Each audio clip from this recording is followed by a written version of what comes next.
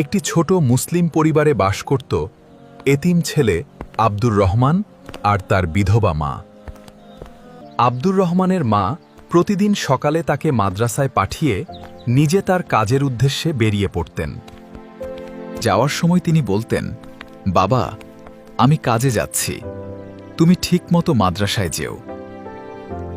আব্দুর রহমানের মা সবসময় তার ছেলের জন্য আল্লাহর নিকট দোয়া করতেন, হে আল্লাহ, তুমি আমার ছেলেকে একজন ভালো মানুষ হিসাবে কবুল করো। আব্দুর রহমান প্রতিদিন মাদ্রাসায় গিয়ে মন দিয়ে পড়াশোনা করত এবং শিক্ষকের কথা মনোযোগ সহকারে শুনত।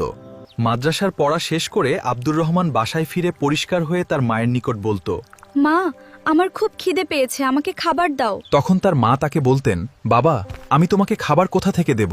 খাবার দেওয়ার মালিক তো আল্লাহ, তুমি আল্লাহর নিকট দোয়ার মাধ্যমে খাবার চাইবে। তখন আব্দুর রহমান নফল নামাজ পড়ে আল্লাহর নিকট দোয়া করত এবং দোয়া শেষ করে রান্নাঘরে যেত, আর সে দেখত সেখানে খাবার প্রস্তুত আছে। কিন্তু আসলে খাবারগুলো আব্দুর রহমানের মা আগে থেকেই সেখানে সাজিয়ে রাখতেন।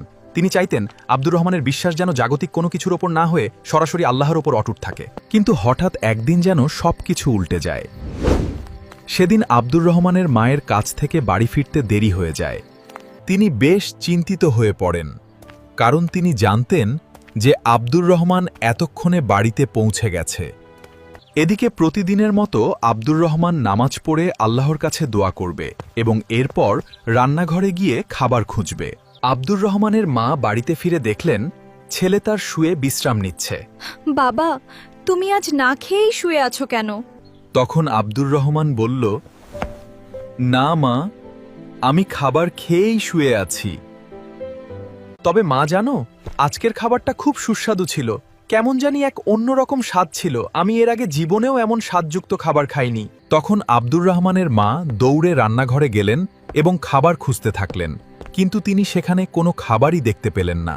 তখন তিনি বুঝতে পারলেন এটা নিশ্চয়ই আল্লাহর পক্ষ থেকে এক বিশেষ রহমত ছিল, যা শুধুমাত্র আব্দুর রহমানের বিশ্বাসের কারণেই তাকে দান করা হয়েছে। তিনি বুঝলেন তার এতদিনকার পরিশ্রম সার্থক হয়েছে। তার ছেলে এখন আর কেবল মায়ের ওপর নয়, বরং সরাসরি আল্লাহর ওপর অটুট ভরসা করতে শিখেছে।